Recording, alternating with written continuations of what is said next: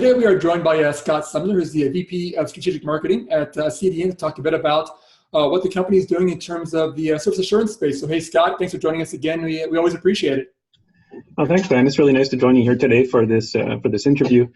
And it's been an exciting year for Accedian because it's been a transition for a lot of our customers towards the world of virtualization, the CRAN, VPC, GI-LAN, all the different areas where they're starting to virtualize their networks, and it's starting to show some very interesting results so far.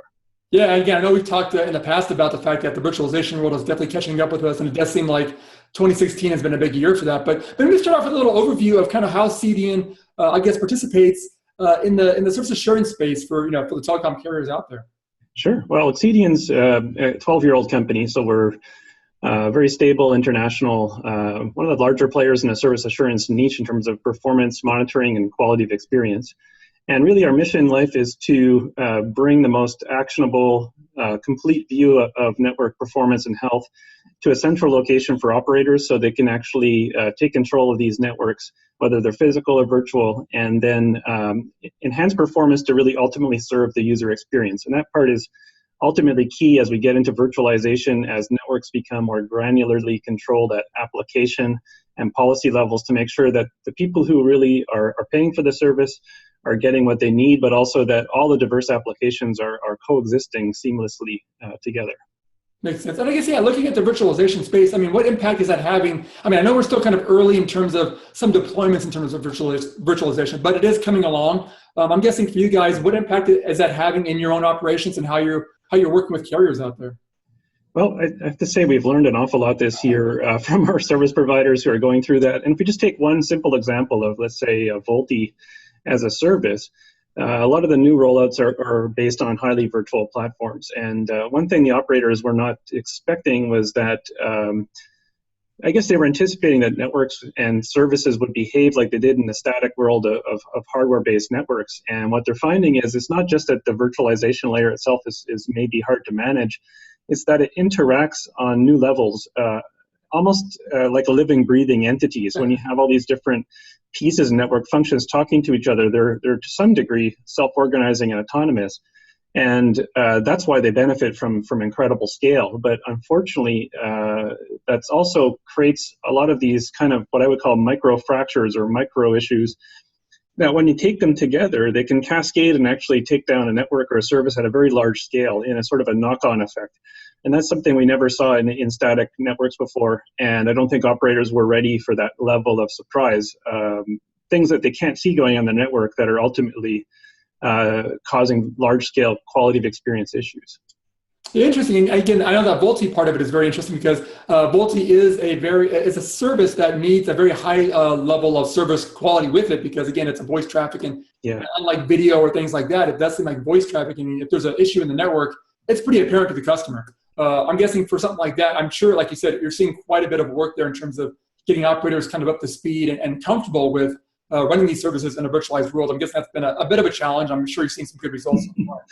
Well, we've seen rollouts that look fairly good at pilot level, and then when they get out to the large scale, we see massive call failures on a recurring basis. We see very unusual problems, and also the measurements and the metrics that people have been using for let's say packet-based transport, backhaul assurance, or voice services are just not enough to see what's there anymore.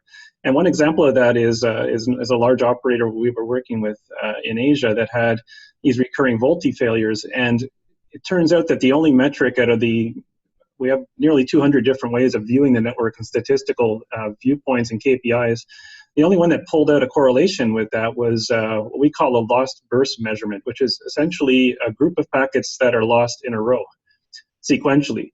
And so even though your packet loss might be insignificant, if it all happens instantaneously, the VoLTE calls are gone. And most people will measure packet loss on a very long-term basis. They won't be looking at it in a microburst or micro loss kind of area. And we've seen that's becoming critical. So instrumenting the network now means you have to be looking for many more different indicators so you don't miss the type of critical information that can cause a root cause to be determined. Interesting. Yeah, that's an interesting part of virtualization is that it does allow for this kind of really fine slicing of the network, or at least diagnosing what's happening in the network. But again, if you get all this data coming in, if you don't know what to do with that information, if you can't process it, it doesn't really do you much good, because again, it's just a bunch of information that doesn't help you. I'm guessing that's a big part of kind of the process as well, as helping operators not just get information out of their network, but what to do with that information, and also in a real time or near real time environment if possible. It's really been a learning experience, and I think one thing Accedian's done, kind of being a neutral party, we're not an equipment vendor per se. We're not selling the base stations or the routers, so we end up being in these kind of United Nations Federation sort of view of the network, and we've set up a center of excellence where we actually get our service provider customers to talk to each other and help each other through these issues. So we connect different ones together. So for example, we had Rogers talking to SK Telecom from Korea, also with Telefonica in Brazil. And these sort of broker discussions are ones that they're very comfortable with, because they're not competing with each other in those respects, but they're all learning from this virtualization wave. And they're all using also the kind of solutions we're making now that employ virtualization itself to the instrumentation, so that you can see more from different places. And from these discussions, what we've learned is really the role of analytics becomes key. As you're pointing out, there's got to be a way to find the needle in the haystack. Mm-hmm. There's things in there that are unusual correlations that are actually significant that never were. And also thresholds can't be applied like they used to. You can't catch these micro bursts or micro loss with simple thresholds that say at 1% packet loss, let me know, because these things are very minute. So it's more about the logic. It's more about having things like percentile, statistical reporting, and then the ability to go into the whole data lake and see call data records correlated with call failures, correlated with packet loss, correlated with firmware of a router, or some sort of indicator of what's going on. And that's where machine learning and statistics is becoming fundamental to the future of running these networks successfully. It sounds so basic nowadays, but I guess it does. For a carrier out there that maybe is still looking to get into the virtualized world, and obviously there's a lot happening there. And I'm guessing for a lot of these companies that perhaps don't have the resources to really dive into too quickly, I guess, do you have like any sort of, advice for these companies that are saying, hey, I do want to move down this world, but I do want to make sure my service quality is not going to be impacted by this. Is there like a step or two that maybe they should kind of look at doing first before they kind of, so they get more comfortable with this kind of migration? Absolutely. Yeah, I mean, we've seen operators go down a very far path to the point where they've virtualized significantly critical functions in their network just to realize that they can't actually isolate a problem. They're pointing fingers between the RAN group, the backhaul group, the application group. So the basic advice is, don't work in the dark. Turn on the lights, see what's going on. It's fast, easy, and cheap. We've instrumented networks that have hundreds of thousands of base stations now, some of the largest in the world in a period of 8 weeks at a cost that's significantly lower than anything they've used before in terms of monitoring.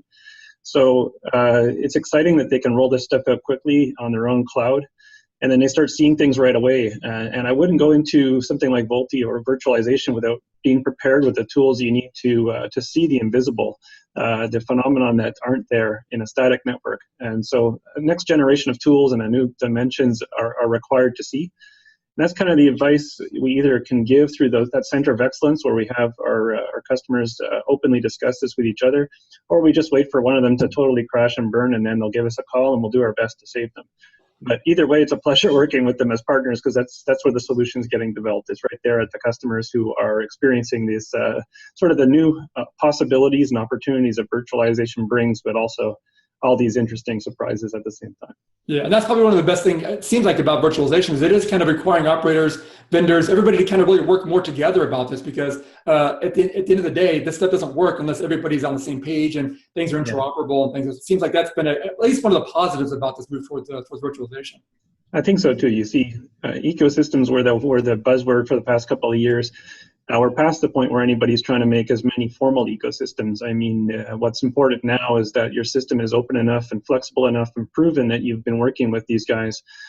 So, for example, we interoperate with 40 different other vendors' solutions and products, and that's just over many, many years of interoperating with our competitors, with our other vendors in this space. And that's the kind of thing that operators are starting to look for, is who's actually waded into this world of diversity and complexity and come out as a strong expert in terms of how can I work with these people to help it out, because no one's an expert in virtualization until you start doing it. Yeah, it makes sense. Makes sense. Well, good. I know, Scott, it's always good to talk to you guys. It's always good to catch up with the seeding. I know you guys have been doing a lot of work in this space for quite some time, so it's always good to catch up with you guys and see what's happening. But definitely appreciate the time and insight today. Thanks so much. Thanks, Dan. Have a great time there.